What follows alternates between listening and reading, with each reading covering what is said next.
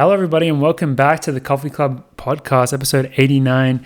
Today, we're checking in with the boys in St Moritz. We got Olli crushing some workouts in Chiavenna and a little pre-race for George as he heads to Paris to race in a 5K. And we got so much else going on. We got a Florence recap, Portland Track Fest, NCAAs this week, coaching Kev, going off his race in the Whisker Mile, and plenty more. So without further ado, let's get into it. And I'm here with the boys back in beautiful St Moritz. That backdrop never gets old. We're just going to run through it, catch up with these guys first off, see how the training has been. Olli in the pre-show mentioned to me that he did the greatest workout of his career. So I am very excited to hear about what that was, the specifics of it. But yeah, boys, how's St Moritz going? It's going good. We just had a lovely cooked meal by Mario and Yared, kebabs, some Ethiopian style potatoes and veg, some rice, teams up, enjoying the beautiful weather. It was kind of shit the past couple of days with the rain, but it's great to be able to be outside again and enjoy the lovely St. Moritz vibe, essence, as they say. But it's been good here. We've just been hanging out, playing a lot of Mario Kart, getting good training in. Just the usual things you do in training camp, hang around with the team and enjoy each other's company. So we've been grinding Mario Kart. Yeah, it's been kind of crazy how good we've gotten in the past, 3 days? Olli's actually gotten, Olli's gotten really good. It's really annoying. It's because I don't play video games other than He's actually been, him and Mario have gotten really good. Yeah. If everyone already knows that Yared, if the listeners don't know Yared's amazing, I don't know where you've been. He's almost unbeatable. You've been living under a rock. Yeah, he's almost unbeatable. Yared is literally unbeatable at Mario Kart.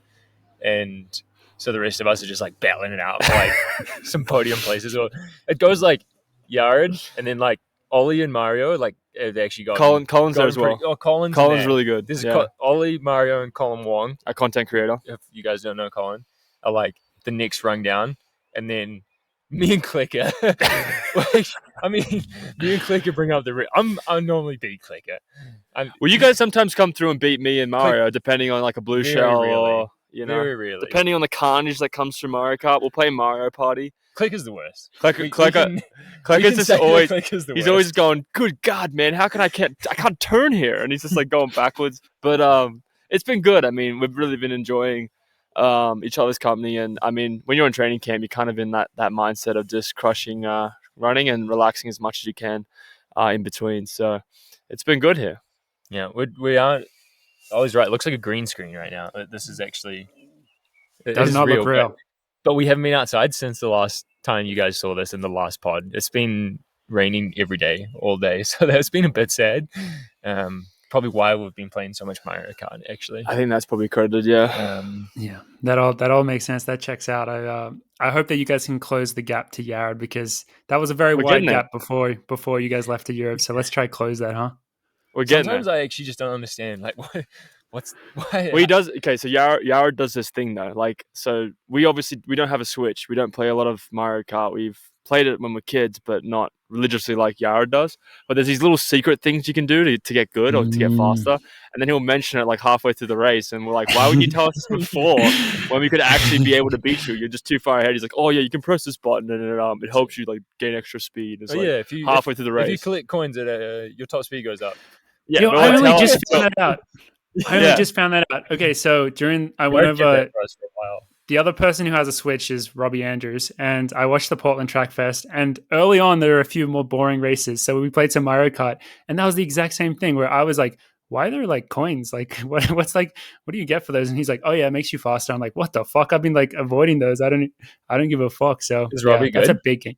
Robbie is solid. He's definitely a more casual Mario Kart player when you compare him to Yared. So I think he'd probably stack up like more similar to you guys. So yeah, I think, dude, we should probably buy a Switch then and just like start I was looking at one, Morgs. I'm not kidding. I was looking at one. They're not that expensive.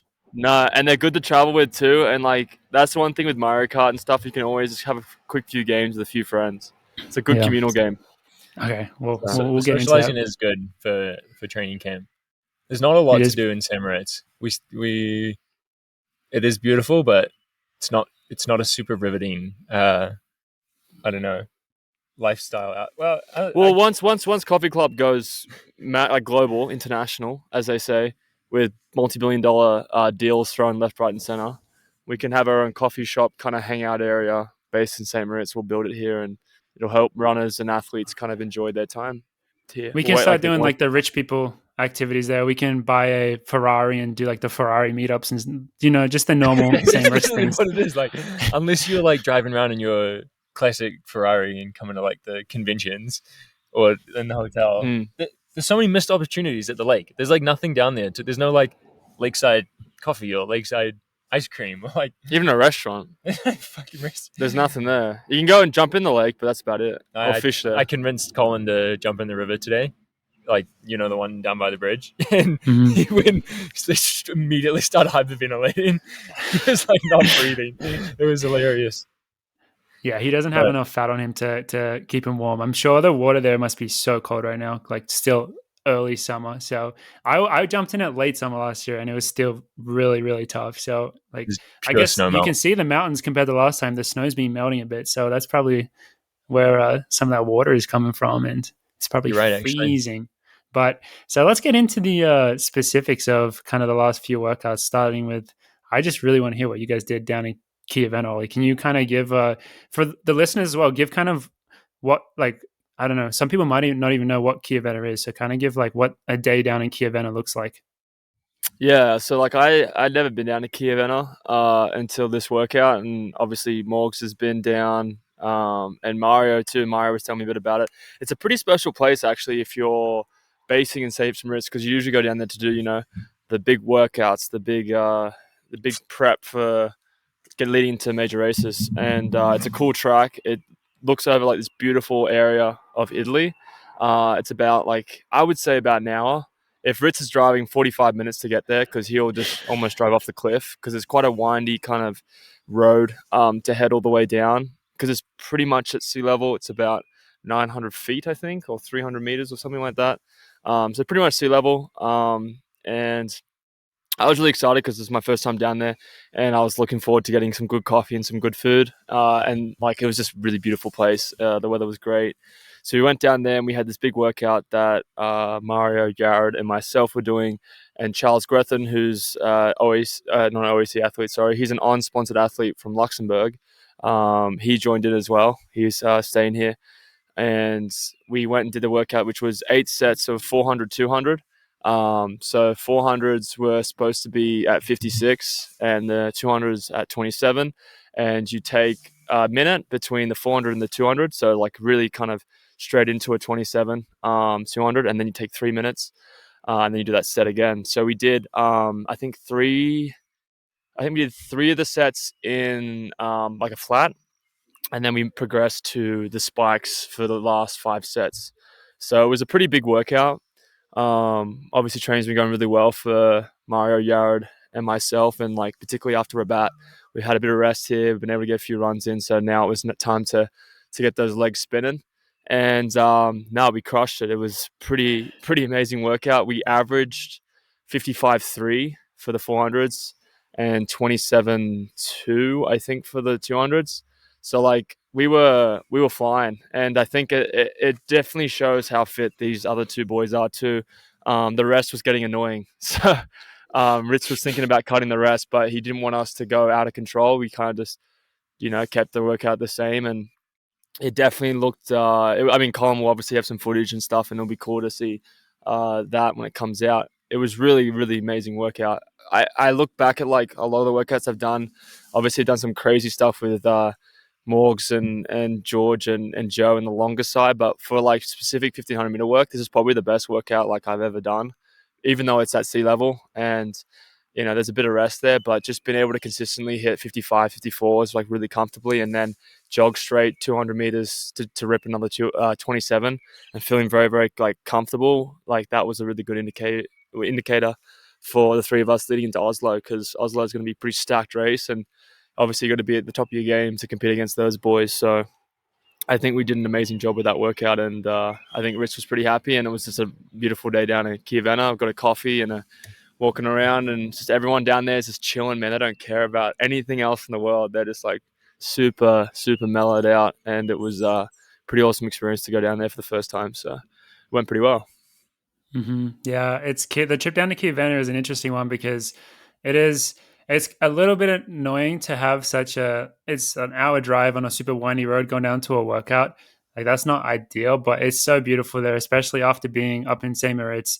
The just being in Italy where everything is a bit different, things are cheaper, the food is a lot better, the coffee is like good coffee and stuff. So I think the vibe there is just amazing, and I think what you mentioned about the track specifically, it's definitely got an aura because I wish like if you all the I mean if you think about it in history, the workouts that have been done there are probably ridiculous because the best runners have been coming up to St. Moritz and making that trip down to Chiavenna for so long now. So yeah, when people go down there, it's exactly like you said. Like people know it's time to rip. They're prepping for generally their biggest races of the season. So it is a very special thing to do. Would definitely recommend it to anyone who is I don't know, on a running trip up to St. Moritz and thinking about going down there or whatever, because it is really so beautiful and just a different vibe, a nice little getaway. But man, that is an absolute killer workout. We should mention, I guess, so the race that you mentioned Oslo. It's on Thursday next week. So I guess we won't actually have an episode that comes out. Like next week's episode, we'll talk about Oslo, I imagine, but it won't come out until after the race already. So yeah, I'm just excited to. I mean, you boys, I think everyone knows what form you three are in, and the hype around that race with Jakob apparently going for the world record there, being in a race like that, that's just going to be so amazing. So I imagine clicking off a workout like that is just perfect. There's nothing else you would really want right now rather than doing a workout like that, and especially the fact that you guys felt so good doing it. It sounds like it wasn't like you guys were like fucked. It sounds like you guys were feeling good. Yeah, Ritz definitely was a bit he wasn't surprised, but he was kind of hoping we'd be on the ground. He was expecting to be one of those workouts. And you look over and you see, I mean, Charles definitely felt the sting of it because I think he hadn't done anything like that, and he just come off a race too. But you look around and like I'm feeling 100%. Mario's just skipping away, and then Yara's yawning. So the boys are ready.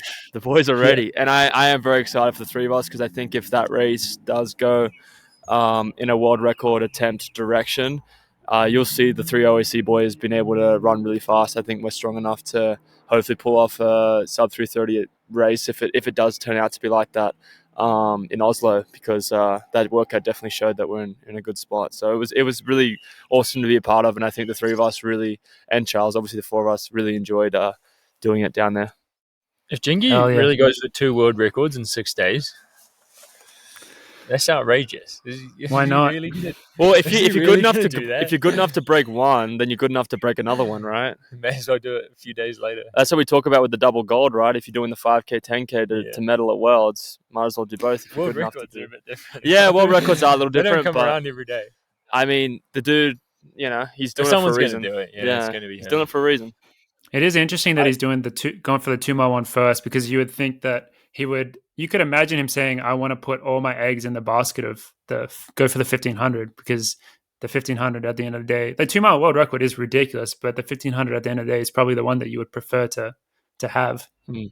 I reckon he's thinking you don't get that many shots at the 2 mile, like maybe only one ever, and he's pretty much going to do the 15 every few weeks for the rest of his career.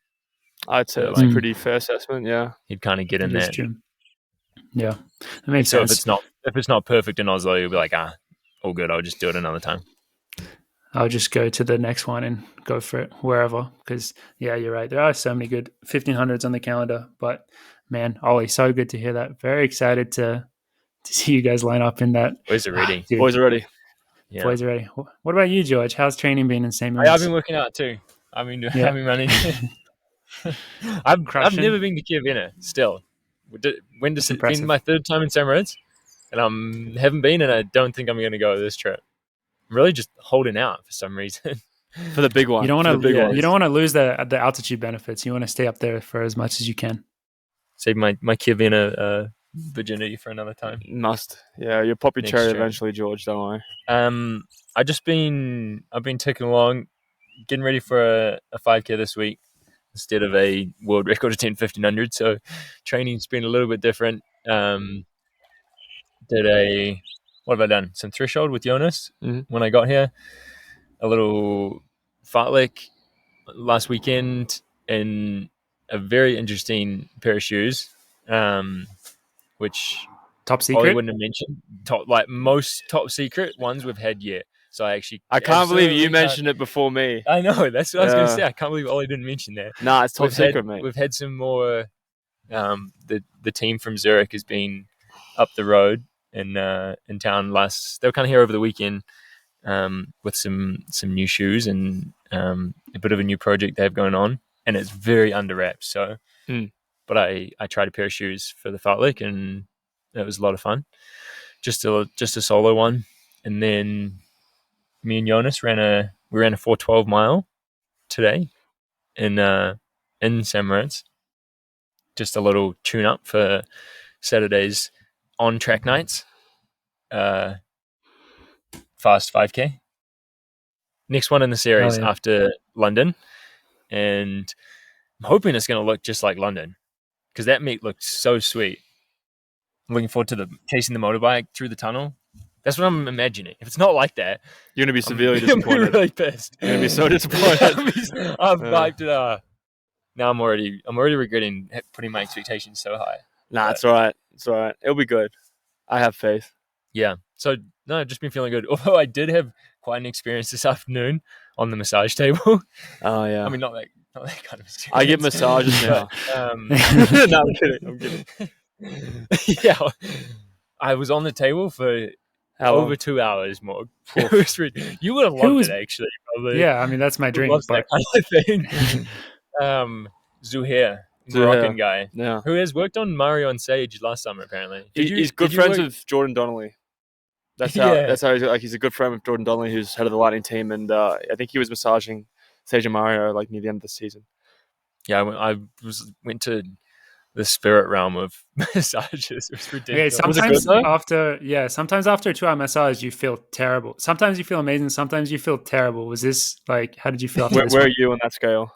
Some of me felt great. Some of me felt pretty terrible. So you're half and half. I think I'm going to feel pretty rough tomorrow morning.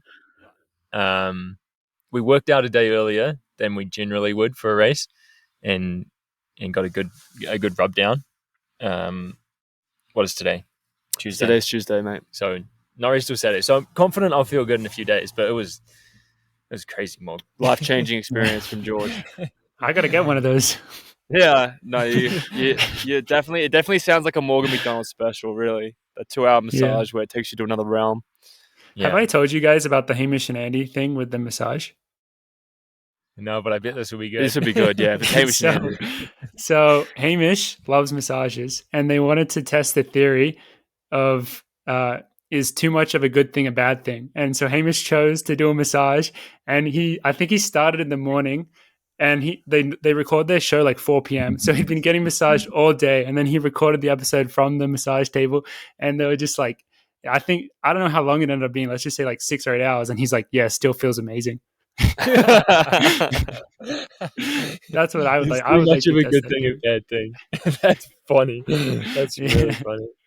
So I apparently that would happen to Donnelly last year. He would come up from Zurich, like pretending he was coming for work, but he'd actually just be coming to see this Zuhair guy, and then he'd be in there for like 5 hours, and he'd come out with like apparently his IT band all like black and blue, and he'd just be like, yeah, I needed that. Wow, I'm so jealous right now. I didn't go quite that far, but so that was this Paris race on. So we should do a little preview for that. I forgot that was this week, and well, we have the Paris Diamond League. There's actually a lot of racing this week. We're in the thick of it right now. But do you know what the field is looking like for that one? I think Jonas is doing it, right?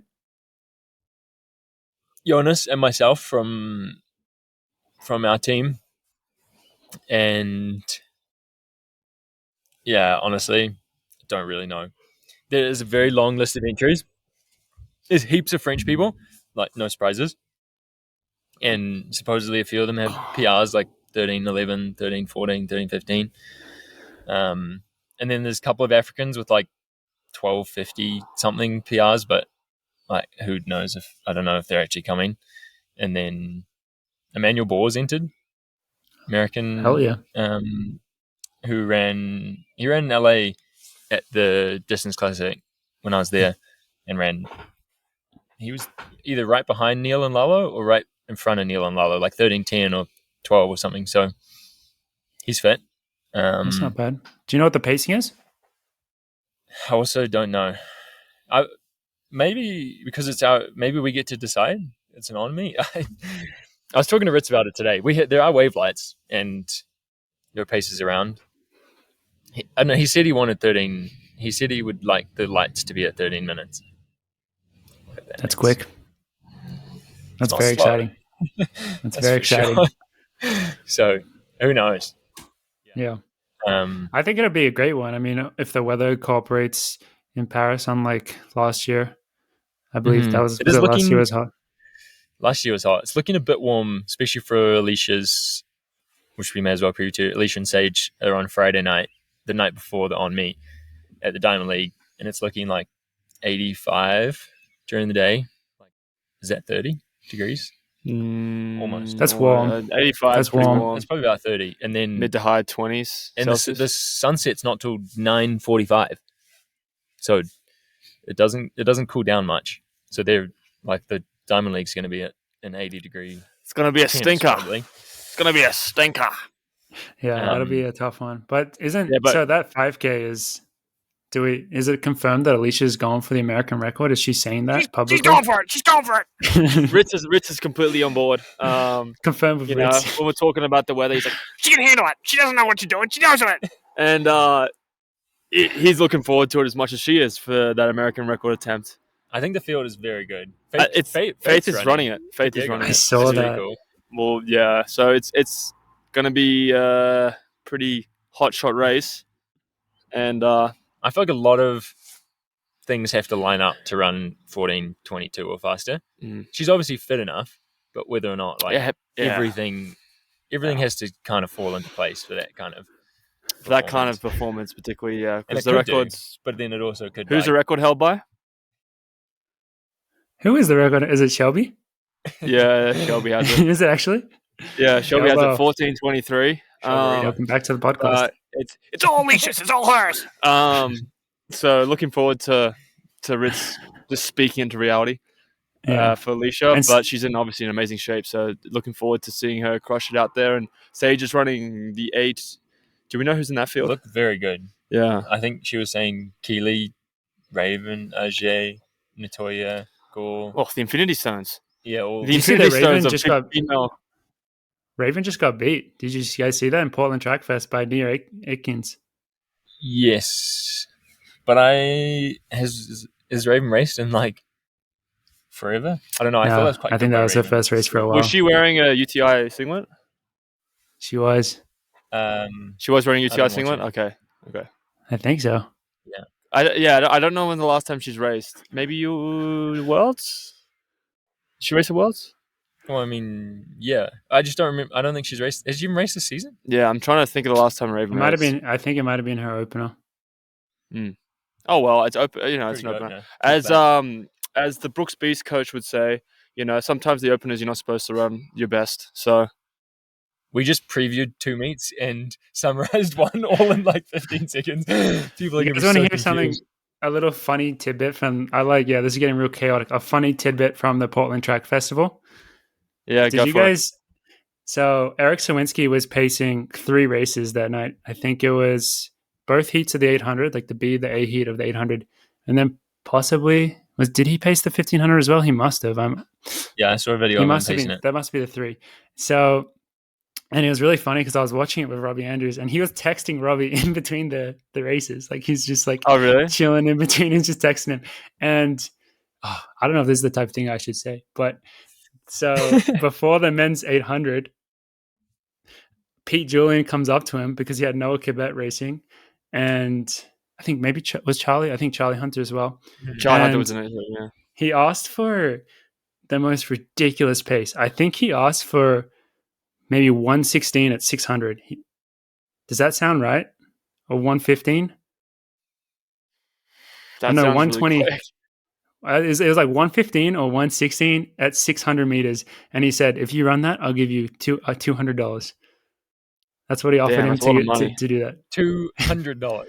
Dude, that's so funny. That's What? he doesn't. He knows Sawinski paces like diamond leagues for a living. Like that guy makes thousands of dollars. He probably has an unlimited Nike budget. Yeah, and he gives him $200 if he runs 115. How far did he go? So I think, well, the thing was, I think the pacing, they didn't even go with him. That was the crazy thing. Then that's the punchline to that story is then he went out really quick, and then they didn't even go with him.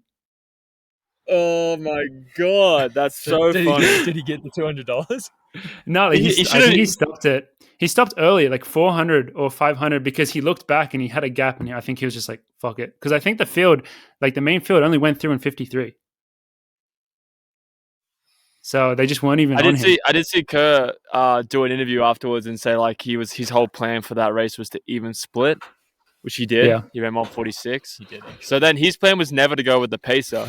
But then what would have happened to his plan if they went out in 115 in the 600? You have to even split it. Okay, if they went out in 115 at 600, that last 200, they're either running 142 or they're dying pretty bad. And even if you run a 30, you run 145. That's far. 30. You run 145. So, yeah, that was just the most hilarious thing to hear. Like that's just asking for ridiculous pacing. But if we're talking about the Portland Track Fest, we may as well finish our roundup on that as well. Natural progression. I think we should give probably a shout out to our boys Olin and Ben 1-2 in the 5K. It was great to see him out there getting after it. It's always hard to get to a 5K when you're doing so much of it solo. Olin went in behind the pacer and led so much of it and ended up with a small PB. So big shout out to him. And I'm not sure if that was a PB for Ben or not, but I think it wasn't. From what Alicia said, it wasn't. But he's coming off some sickness and stuff, so that was pretty good for him. But the major storyline on the men's side from this meet was the 1500. It had really big names. It was a very interesting mix of things because it had so many big names, but a lot of question marks because it wasn't like people were in their top form. It wasn't like it was Yared versus Hobbs versus Cooper, guys who have just run 332, very recently. It was Olympic gold medalist, US champs, but who knows exactly what shape they're in. That's Cole, Matt Sanchowitz, and Craig Engels. But it was the one who got the dub was a Mon Kemboy, who I'm a big fan of him. We've been racing against him in college for a long time, back when he was even at Campbell. I don't know if you guys remember that back in the day. Yeah, I remember. He's been clicking away. So to see him get the win in that field was very impressive. Was cool. Fun fact: he's a 5-time cross-country All-American. Really? Eat that. One of the rare breed. Kemboy coming out with the stats. That. That's sick. Well, he ran that race pretty awesome. Checking, but either way, I'm pretty sure he is. It's a very lucrative list to get on. But yeah, he just had the strongest kick at the end essentially. But then there are a slew of great performances behind him. The biggest one was Cole Hocker because he hasn't raced in ages, and he clicked off the world standard closing in a 55. There was pictures where you couldn't even see him in the frame at the bell, and then he only came second by a very small margin. So I guess he was pretty tentative the way he went out. I listened to a post-race interview with him, and he said that if he ran under 339, he would have been happy. Like that was kind of his goal based on coming back from injury and stuff. So I was very, very impressed with that. So I guess that dude is very good. I saw he in the splits where it says like positions gained, he gained 10 places in the last lap. It's not bad. Very impressive. And I wonder who else has done that. I don't think can't think of anyone. He also said that was his third time in spikes this year. Yeah, he's been dealing with Achilles stuff, he said. Yeah. I've seen him like at races. Like I saw him in Boston and somewhere else. But like kind of planning to race and then be like, yeah, nah, bro, like kind of flared up again. Like, and no, I like Cole a lot. So it's fucking sad to just see him on the sideline for so long. And shit, he's so good. He's so talented, man. So, nice to see him back. Yeah. He's very entertaining to watch race too. Like, who doesn't want to see someone gain 10 places on the last lap? That's pretty good. I also was impressed. Sorry, Monk. The Andy Powell's guys, Karen, Johnny Prekel, just taking it on up front and going through in 2:36 at the bell. 2:36 is really fast. Yeah. I mean, obviously because they ran fast, and I think it was Kieran who was leading at the belt. Yeah, Kieran looked amazing. He looked really good. He didn't have the same last lap as some of the other guys. And Kieran, I think, is more of like a 1500 5K guy. So I guess maybe that's to be expected. But yeah, it's exactly that. Like he took it on and he went for it. And he got a PB as well. So credit to him. But Getting used to going out and you can run low 330s and going out in 236. Oh, yeah. I mean, I've definitely never gone through on that. You can close hard, 100%. Nor have I. Yeah, that was a cool race. Yeah, it was sick. And also shout out to Drew Hunter, 335. The dad strength is real, I guess. Dad strength is it's real, on. Bro. It's real. More important than sleep. So, yeah, that was a cool little meet, the Portland Track Fest. But the other big meet that we want to talk about is the Florence Diamond League, because we had some big performances there. Can't say enough about the women's 1500. The way that Faith ran that, I would like to get your guys' take on this after, but I was just like, so credit to Sage for pacing it. She did an amazing job. They went through bang on 204, which I think was so cool, because often when you see the women trying to run quick in the 1500, like 350 type quick, they just go out in like 201. Like they just go so crazy the first two laps. And Faith went out a little more slow. And then her last lap, like the way that she was sprinting was just absolutely unbelievable. She closed so hard. And I mean, she broke a crazy big world record. I mean, the 1500 meter world record, you can't say enough about that. So I think that was amazing to see. And then our girls, Josette and Cinta, I think they were 7th and 9th, both running 401. It was a good race for Josette coming off the plane. She's still got, I think she's also racing Oslo, right? Yes. But then the big one, obviously close to my heart, Cinta finally like kind of cracking through in the pro scenes, running 401, getting the world champ standard. That was so huge. As you guys know, I get really nervous. Yeah, top Italian in the Italian Diamond League. Like she couldn't have asked for much more, and she's been grinding away. I mean, a lot of the people on this team could say this, but she's had like very consistent training, just clicking away week after week. And she's been, I think it's one of those performances where like it's there, but you actually have to go do it. And she went and did it. So massive sense of relief for her, I know. So an amazing performance. But yeah, what did you guys think watching that one? Because it was pretty spectacular. Yeah, I thought watching Faith, when Sage did an incredible job pacing, and then she kind of stepped off, and then Faith started to open up. Like Geordie and I, like we'd always talk, and Morgan too, you as well, like about like watching beautiful runners run. Like she is a beautiful runner. Like when she opened up, like she looked amazing, and it was pretty much a privilege to watch her run. Like one of the coolest world records I reckon I've seen, because just the reaction from, obviously like everyone's gonna react pretty amazing to a world record, but just to see like how much respect she has from her own competitors, that was something that was truly special, because there's not many events in track and field you could say that you'd see the whole kind of field just go up and hug the girl that smashed everyone by multiple seconds, and just be overjoyed for her, and her achievements, particularly her as a mother. Like she dedicated the race to all mothers out there, saying, it's always possible to achieve things, right, regardless if you're a mother or not. So she was pretty inspiring, and yeah, I thought it was amazing. It definitely inspires me for Oslo, that's for sure. Seeing someone crush like that, I thought, like watching Josette and Cinta run so well too, it's pretty awesome to see like our team is just getting elevated every time we look at a race or a competition. We're just competing with the best in the world, and it's kind of just surreal to see them perform like that in such a stacked 1500 meter race. I should shout out Jess Hull breaking the Australian record as well. She kind of went after it with Laura Muir. Wasn't afraid of the hot pace at the start, and they definitely got rewarded with a sub-4 performance and an area record for Jess. So congrats to her. She's been crushing it. And yeah, I thought it was amazing. It was definitely really cool to watch it with everyone too, like here in St Moritz. Yeah, her stride is unreal to watch. Yeah, it's cool. It just looked like there was no question she was going to do it. Yeah, even though she had to close in, what was it, like a 58 or It was I think she so closed quick. in like 58.9 or something. She was ahead of the ridiculous. lights with 200 to go. Everyone was But like. then we found out screaming. after that the lights were set at like 51. 3:51 or something. So she Yeah. actually did have to beat the lights by a Considerable margin. by a bit of a. But it made it look cool. Dude, she just looked like she was flying, and then she just kept running. She's like, yeah. And Yeah, she did a pretty mother of quick two? victory lap as Mother well. of two, I think. Yeah.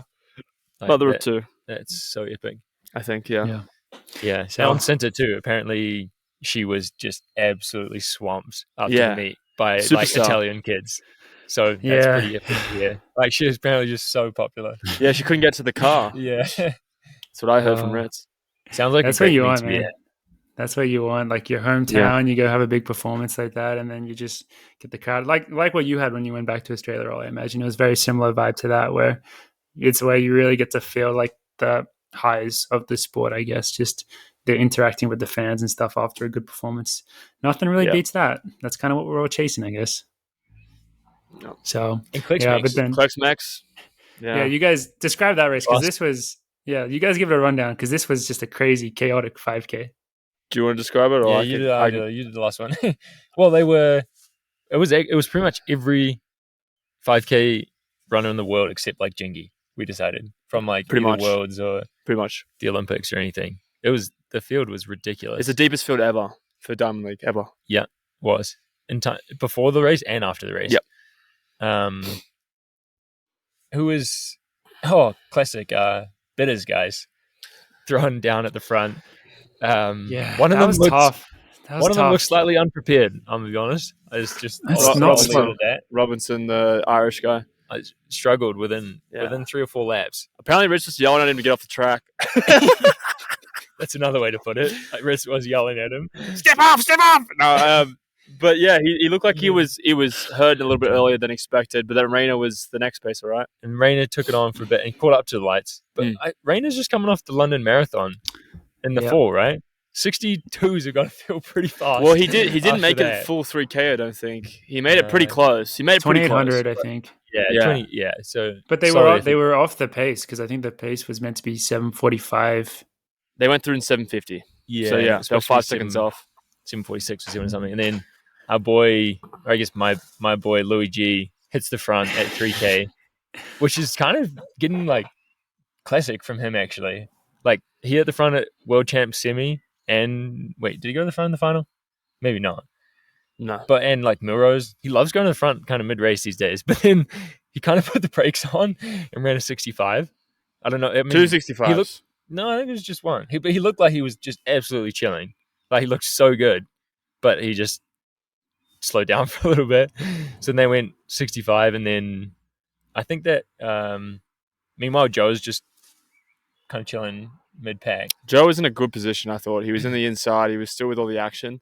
But I've never, ever seen the Diamond League end up the way it led into the last 2 laps where you had, I think, seven guys like lining up, ready to just kick it down. And these aren't just 7 guys that like these are 7 of the best. No, dude, it was 7. It was Well, like I'm saying, like at the front, there's still like the rest of the yeah. field there, but like there's 7 guys lining up, and you have the world champ on the outside, you have Tefera, you have Barrega, world you record have holder in the back. Mokatir, you have all these guys that are like Yeah, Chepta guy was legitimate. buried. I was like, I didn't even know he was in the race. Like, The world record forgot. holder was just chilling at the back. Like this was a crazy race, and the last 2 laps, everyone was in it. And they weren't just in it; it was competitive. It was great racing. This is like what George gets a wet dream about. Is like these type of races where it is kind of quick, but it's just like so competitive. You have the best in the world, and they're just fighting at it tooth and nail. Luckily for us, Joe didn't go down because he had another clip again. With about 350 to go. The Swedish guy, I can't pronounce his name. Andreas Olsson. Andreas unfortunately went down, which sucks for him because he was probably about to run sub 13. 100% He went down, and Joe was able to kind of maneuver around that. But Joe, also Woody Kincaid, you got to give it to Woody. He was out of the picture, classic Woody, out of the picture, and then just comes home like a steam train. It It was so just an far incredible back. race to watch. It was such a fun race to watch. Mokatir getting the dub over Kachelka, and I think he ran 12:52. Like to win that field, to win that race with that type of field is something that's like great confidence booster. I imagine leading into he's running Oslo Diamond League 1500 as well. So he's obviously in great shape. And then Joe Klecker comes through with a shiny new outdoor PB. And I think he was 7th. Yeah, 7th, 12:55. 12:55. I mean, incredible race from Joe, and I think he was pretty happy with it. Yeah, he was. And Woody, We're but happy. like, I think it was how many guys were under 13 in that race? 13. 13. That's Previous crazy. record was 11. That's crazy. And Yeah. and like, just off the picture of it, if we're thinking about, obviously we got July coming up with USA trials, that 5K team, bro.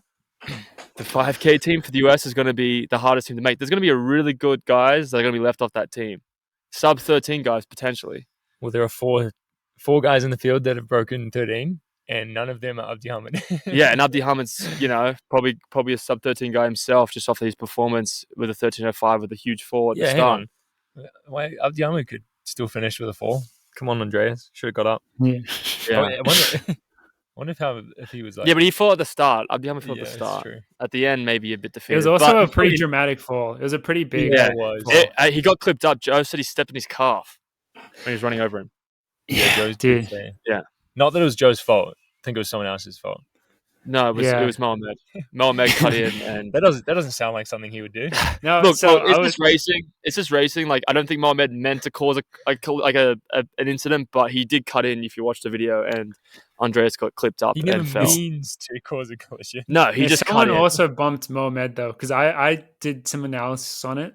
And Who bumped Mohamed? Because I can't remember who it was, but I was like, I mean, was Krop in the race? It might have been him, but I was like, because I was like, oh my god, it was Mo. But then I was like, no, like someone cut in on Mo, so then he cut in. It was kind of like a dominoes effect. Is this what happened in the world final too, with 100 to go? No, I think that one was Mo's fault. That one was Mo's fault. But yeah, it was an amazing race. What do you think, Morgs? Louis G, third place. Yeah, Louis G, third.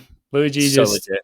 stamping. His name is like top 5 in the world in the 5K, maybe more than top 5. We'll see if he ends up on that podium, I guess. But yeah, I think exactly the same as you guys. The one thing that's really interesting to me is, do you guys think we should be reading into like, because Grant Fisher, I mean, I think he could have maybe medaled last year in the 5K, and he was one of the best in the 5K, and him and Mo were back maybe a little more than you would have thought based on their PBs and how they've done previously at World Champs and stuff.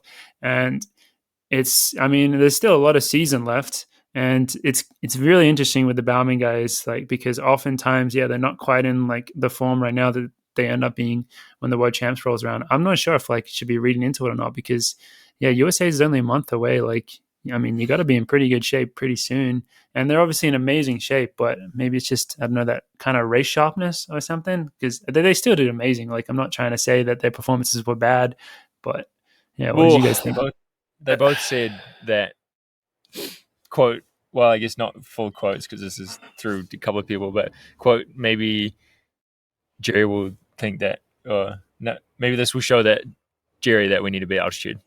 Oh, that is the crazy thing, that they haven't been up in the Flagstaff. first time that they haven't been at altitude in the spring. Like, normally they go to Park City pretty much every single April. We should get Jerry on that for a comment. Yeah. And we asked him. We asked him. He said no comment. He said no comment. But in general, I do think that, like, if you look at last year, Grant Fisher crushes the American record in the 10K, runs the American record in the 5K. Looking into Worlds, he ran the 5K too. Yeah, no, and 3K. And 3K. Sorry. Yeah, you're right. So if you look into Worlds, he was in pretty fucking amazing shape. Mohamed the same, broke the Canadian record in the 10K. So, like, they were on a different level last year. This year, they did run probably the deepest race that they'll possibly run before Worlds. So, honestly, I don't think they're in a bad position. I think it's like a good position to grow from, particularly as athletes. Like, sometimes it's good to have, either you get, validated by an amazing performance or you get a kick in the ass. I think either way, it's going to motivate you towards your primary goal, which is Budapest. And obviously for them, US champs for Grant. But I think Grant, I would say maybe this is a bit of an Ollie hot take, but I think Grant should be nervous because a month isn't that long, and you've got these guys that are just crushing it right now. Like, I don't think Joe Klecker. How is he going to beat Woody? Unless, I guess he would try and drop Woody. Woody and Abdi Hamid, man. Those guys, like they want it. They're running ridiculously well. They've run well indoors. They're just showing form right now. Like Grant. yeah, I think obviously a lot can happen in a month. Maybe I should redact my statement, but it's still like I would be a bit worried personally because the USA team's never hard to make. You never take it for granted. Joe has never taken it for granted. He's gotten third at the Olympic Games and like that. I mean Olympic trials, sorry, Olympic Games, Olympic trials, and that was huge for him. And then ever since then, like he has confidence, but it's the hardest team to make. So yeah, if I was Grant, I'd be a little nervous, to be honest, personally. But I don't think he doesn't have the ability to run something amazing and crush it to the rest of the season, make the team and everything like that. But like definitely like the USA team is crazy, man. Yeah, everyone's just making jumps, and the thing is now is they all have really good closers as well. That's like the other big thing is like yeah, Woody's close is fucked, bro. They all have really good even finishes. Joe's closing super well. Like he got tripped up, but he still closed well. Like that's really impressive. Some people can't do that. They can't come back from like a stagger like that. So and like Abdi Hamid fell over and ran 13:05. Like that dude's also like hungry for a team. You know, it's going to be really interesting. I hope they're all in it with a lap to go. Oh god, it's going to be great racing to watch. I'm so glad I'm not American. I can watch that. Same. Yeah. So it's going to be amazing. Yeah. An amazing 5K. We hyped it up and it definitely delivered, especially in the racing. I'm happy that the pacing was slow because it resulted in this amazing race where they still ran really quick. They didn't break the world record or anything, but they still ran really quick and it's just so good. The man Mo Katir got the win. Vamos. Did you? Vamos. I don't even know if we want to talk about Mo Katir or not. Did you see that? Yeah. I was going to say, you know what I'm talking about, right? Just go look at his Instagram. Go look at his Instagram. Look at his comments because some people. It's honestly, it made me more of a fan of him after seeing that. We should say just briefly for people that are listening that haven't seen it. So he is accused of doing drugs online a lot, and he responded to one of them, which was just on like Google Translate. Google Translate. Google translated a paragraph about how this man was pretty much jealous or envious of him, and he asked him to. He was calling him a loser, saying that he's a winner. He said, "Ask your wife or your girlfriend if she would prefer to be with a winner." And he pretty much just said he's gonna take this guy's wife. He said, "I'm going to take your wife. Don't call me a drug cheat." So, man, it was so good. So good. It was very silly, very silly. Good old social media stuff. But yeah, an amazing Florence Diamond League. Shout out to all our teammates who raced so well there. It was so awesome to see. As Ollie said, the level just continues to be set at so high. So yeah, that's kind of our race recaps. The only other things that we have to preview in this episode is the other big race for the Coffee Club Shot Club coming up. Our biggest race so far. So, Kev, do you want to preview it, George? Sure. Main man Kevin, our Coffee Club athlete, one and only, who how long have we been coaching, Kev? What do we say? 3 weeks? 3 weeks in. Is this going to be 3 weeks? I think this is the third week. Starting the 3 or starting the fourth week? Starting the third week or the fourth week? Racing this week. First race not in the kit, actually. Hopefully in some piece of Coffee Club branded attire in the Wisco Mile this Saturday. Mm-hmm. I don't know where it is. I don't know when or anything else about it. Somewhere in Wisconsin. I've heard about it for a few years because Bosley would go back and do it. And I think old mate Olin, I'm sure, has done it in the last few years.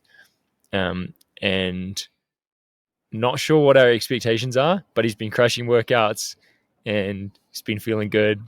Don't know what kind of shape he's in, honestly. I don't know. That's the beauty of being a coach. Yeah. The beauty of being a coach is I'm confident in my you're confident in the ability of them to produce great weeks of training, great 3 weeks. But what is the result going to be? We're just going to have to let it sit with the gods. Yeah. Let it sit with the gods.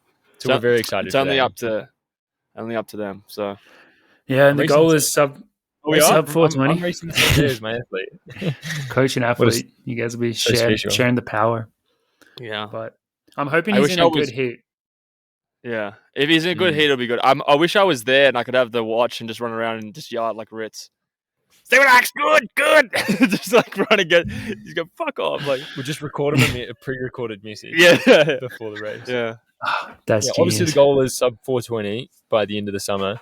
We're not sure if that's this weekend or another weekend. What happens if that's this weekend? We're the best coaches ever. It's like 3 weeks and he's already run it. We got to reassess the goals.